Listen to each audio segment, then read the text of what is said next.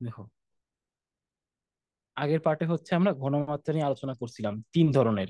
এখন হচ্ছে ঘনমাত্রা সহ হচ্ছে মোল সংখ্যা দুইটা নিয়ে আলোচনা হচ্ছে। ঠিক আছে। তো একটা অ্যাডমিশনে আসছে এমন একটা ম্যাথ দেখতেছি, যে ম্যাথে বলছিল যে 100 গ্রাম মোল, ঠিক আছে, গ্রাম মোল কিছুই না, গ্রাম মোল আর মোল হচ্ছে সমান, ঠিক আছে। 100 গ্রাম মোল মানে হচ্ছে 100 মোল মিথেন গ্যাস থাকবে। তো সেটাকে আমি সম্পূর্ণরূপে কি করব, এখন দহন করব। তো কেমনে দহন করা হয়েছে, দহনের শর্তটা দিয়ে দিছে। শর্তটা কি দিছে, 0 ডিগ্রি সেলসিয়াস তাপমাত্রা নিছো এবং 760 মিলিমিটার মার্কারিতে দিছো। তারপরে তুমি সেটাকে দহন করছো। তাহলে এই যে এখন দহনের পরে সেটা আয়তন কত হবে, তাহলে আমার কাছে চাচ্ছে হচ্ছে আয়তন। তাহলে দেখো, এই যে আয়তনটা চাচ্ছে, তাহলে আমি আমি জানি কি, 1 গ্রাম, 1 গ্রাম মোল সমান সমান হচ্ছে 1 মোল। আর যদি বলতো 1 কেজি মোল, সহজে তাহলে 1 গ্রাম মোল সমান সমান যদি 1 মোল হয়, 1 কেজি হবে 1000 মোল। ঠিক আছে। মিথেন গ্যাস, এখন মিথেন গ্যাস এখানে দ্রাব্য হওয়ার বা তাকে হচ্ছে পোড়ানোর জন্য কিছু শর্ত দিছে। দেখো, চাপ হচ্ছে দিছে 760 মিলিমিটার মার্কারি, আর হচ্ছে তোমার মোল সংখ্যা কি, 100 গ্রাম মোল বা 100 মোল। এখন এটার উপরে আমি স্টয়কিওমেট্রি অ্যাপ্লাই করব। স্টয়কিওমেট্রি স্টয়কিওমেট্রি রুল অ্যাপ্লাই করি। তাহলে স্টয়কিওমেট্রি রুল যদি অ্যাপ্লাই করতে চাই, দেখো তো এখানে অক্সিজেন হচ্ছে দুইটা, ঠিক আছে। আগে আমার সমতা করে নেওয়া লাগবে। তাহলে এন অফ মিথেন, এটা সমান হবে এন অফ অক্সিজেন, অক্সিজেনের মোল সংখ্যার। কখন, যেহেতু বিক্রিয়াতে খেয়াল করে দেখো 2 মোল অক্সিজেন আছে, তাহলে এটাকে আমি 2 দিয়ে ভাগ করলেই দুইজন সমান হবে। ঠিক আছে। তাহলে এখন এটার মোল সংখ্যা কত দেওয়া আছে, মোল সংখ্যা দেখো 100, ডিরেক্ট বসাই দিই 100। মিথেনের ক্ষেত্রে মোল সংখ্যা দেওয়া আছে 100। এখন তাহলে অক্সিজেনটা আমি বের করব। তাহলে অক্সিজেনটা কত আসবে, দেখো 2। এখন আমরা একটা সূত্র শিখছিলাম না, যে পিভি, পিভি সমান সমান কি এনআরটি না, পিভি সমান সমান হচ্ছে এনআরটি। তাহলে এন সমান সমান হচ্ছে পিভি বাই হচ্ছে আরটি। দেখো, এই সূত্রটা আমি এখন এন এর জায়গায় বসাবো। তাহলে এন এর জায়গায় যদি আমি এটা বসাইতে চাই, এখানে দেখো 760 মিলিমিটার মার্কারি, এটাকে লেখা যায় 1 ATM। তাহলে লিখলাম 1 লিখলাম। তারপরে আয়তন ভি অফ O2। তারপরে দেখো আরটি, তাহলে আরটি কোন এককে আসবে, লিটার এটিএম এ। দেখো লিটার এটিএম এ আসবে।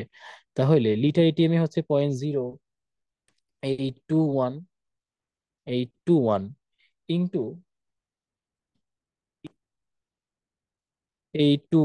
ইন্টু হচ্ছে তোমার তাপমাত্রা 273 কেলভিন। তাহলে ভি অফ O2, অক্সিজেন আয়তন, কোন এককে আসবে, যেহেতু লিটার এটিএম এ, আর এর মানটা আমি নিচ্ছি হচ্ছে লিটার এটিএম, তাহলে অবশ্যই ভি এর মানটা লিটারে আসবে। তাহলে 44828266 এত লিটার আমার কি অক্সিজেন আছে, এত লিটার কি অক্সিজেন আছে। তাহলে দেখো, এটা হচ্ছে আমি এখন এখানে অ্যাপ্লাই করি, তাহলে বের হয়ে যাচ্ছে অ্যান্সার। তাহলে এই যে 4482.66 লিটার অক্সিজেন পাই আমরা কত লিটার থেকে, 100 × 4482.66 ভাগ হচ্ছে 21, এত লিটার এয়ারে। বুঝছো, এত লিটার এয়ারে। তাহলে এইখানে অ্যান্সারটা কি হবে আমার, 346 এত লিটার এয়ার। ঠিক আছে। তো প্রশ্নটা আমার কি চাইছিল, দেখো তো প্রশ্নে আমার কি চাইছিল, প্রশ্নে চাইছিল যে 100 মোল বা 100 গ্রাম মোল মিথেন গ্যাসকে বাতাসে সম্পূর্ণরূপে দহন করা হচ্ছে, এবং দহনের শর্ত হচ্ছে 0 ডিগ্রি সেলসিয়াস তাপমাত্রা, আর হচ্ছে 1 ATM বা 760 মিলিমিটার মার্কারি। এই চাপে দহন গ্যাসের আয়তনটা কত হবে, দ্রাব্য গ্যাস তাই না। তাহলে দ্রাব্য গ্যাসের আয়তনটা কত হচ্ছে, দ্রাব্য গ্যাসের আয়তন কত হবে, দেখো তো, 22.41 যেটা আসছে,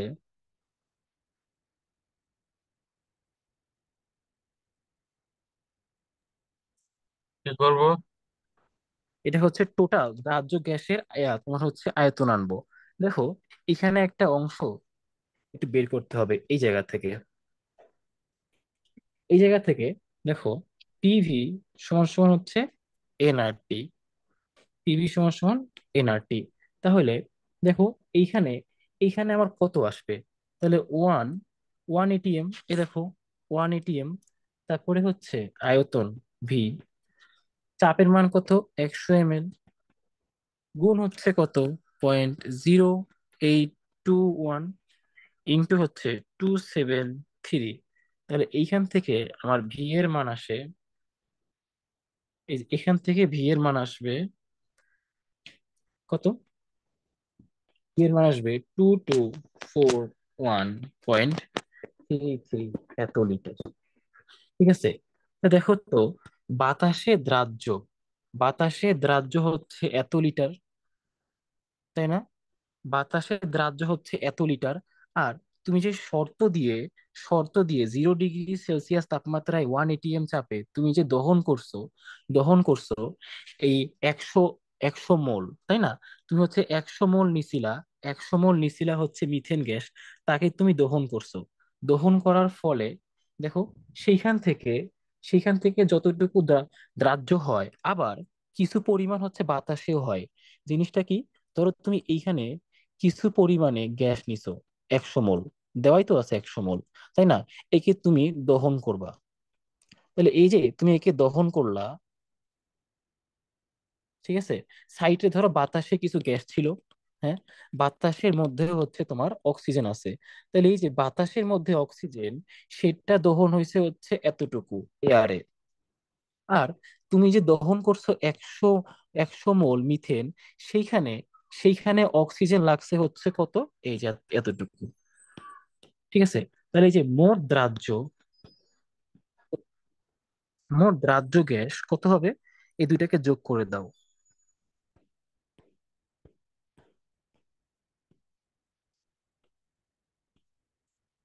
33 লিটার। তাহলে এটা কত হবে অ্যান্সার? 2358.733 লিটার এত। তাহলে এখানে ভাইয়া কোন জিনিসটা দেখো তো বাদ গেল? নাইট্রোজেন, তাই না? নাইট্রোজেন। দেখো, আমরা কিন্তু নাইট্রোজেন নিয়ে কোনো ম্যাথ করলাম না। কেন নাইট্রোজেন নিয়ে কিছু করলাম না কেন? কারণ নাইট্রোজেন হচ্ছে দ্রাব্য না। ঠিক আছে? নাইট্রোজেন দ্রাব্য হ্যাঁ, কি বললেন তার জন্য? দ্রাব্য নয়, হ্যাঁ। বিশেষ হয় হয় না এটা। নাইট্রোজেন কিন্তু দ্রাব্য না, যার কারণে নাইট্রোজেন যদি দ্রাব্য হইতো, ঠিক আছে, নাইট্রোজেন যদি দ্রাব্য হইতো তাহলে কিন্তু এইটাকে নিয়ে আমরা নতুন একটা আয়তন বের করতাম। তারটা দেওয়া আছে না শর্ত, তোমার 79% V/V। এইটা দিয়ে নাইট্রোজেনের একটা আমরা আয়তন বাইর করতাম, সেটাকে আবার, সেটার জন্য অক্সিজেন লাগতো, ঠিক আছে, অক্সিজেন লাগতো, সেটাকে আবার তার সাথে আমরা যোগ করতাম। কিন্তু নাইট্রোজেন সাধারণত কি দ্রাব্য হয় না, দ্রাব্য হয় না, যার কারণে মোট যে এই দ্রাব্য জন্য কি গ্যাস। চিপসের প্যাকেটে নাইট্রোজেন দেয়?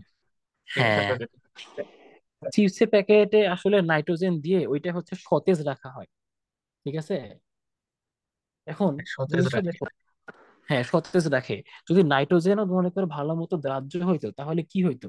বাতাসে যদি ছোট একটা, হ্যাঁ, মনে করো তুমি একটা ম্যাচ মারছো, বাতাসে যদি 79% নাইট্রোজেন আছে, নাইট্রোজেন সহজে যদি দ্রাব্য হইতো, নাইট্রোজেনকে যে দহন করা যায় না তা না, দহন করা যায়। কিন্তু তুমি যখন এখানে একটা আগুন জ্বালাবা, তার আশেপাশে হচ্ছে নাইট্রোজেন আছে, বাতাসে নাইট্রোজেন গুলা তখন আর দাহ্য হয় না। তুমি যদি একটা জায়গায় আবদ্ধ করো, তারপরে তুমি নাইট্রোজেনের ওপরে সেই দহন চালাও, বিক্রিয়া চালাও, তখন দেখা যায় হ্যাঁ এই যে N2O5, তারপর নাইট্রাস অক্সাইড এইসব তৈরি হয়, নাইট্রিক অক্সাইড তৈরি হয়, ঠিক আছে। এবং এই যে নাইট্রাস অক্সাইড এইসব তৈরি হওয়ার জন্য অনেক উচ্চ তাপমাত্রা লাগে।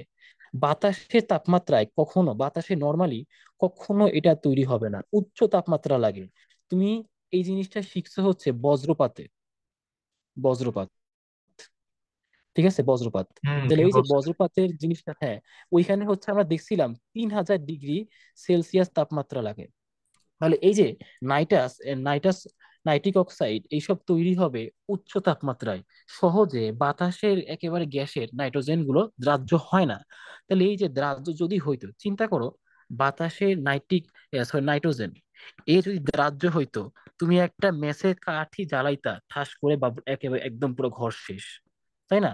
এই জন্য আল্লাহ সিস্টেম দেখো, নাইট্রোজেন হচ্ছে দিছে খুব বেশি, বাতাসে হচ্ছে নাইট্রোজেন দিছে অনেক বেশি, এই এবং অক্সিজেন দিচ্ছে খুবই কম, 20। 21%, 21%। ঠিক আছে, তাহলে আশা করি এই ম্যাথটা বুঝছো। ঠিক আছে, এই ম্যাথটা আশা করি বুঝছো যে মোট দ্রাব্য গ্যাস কত হবে। ঠিক আছে, আমি হচ্ছে এইখানে বাতাসের অক্সিজেন, অক্সিজেনটা দিয়ে হচ্ছে দহন করব।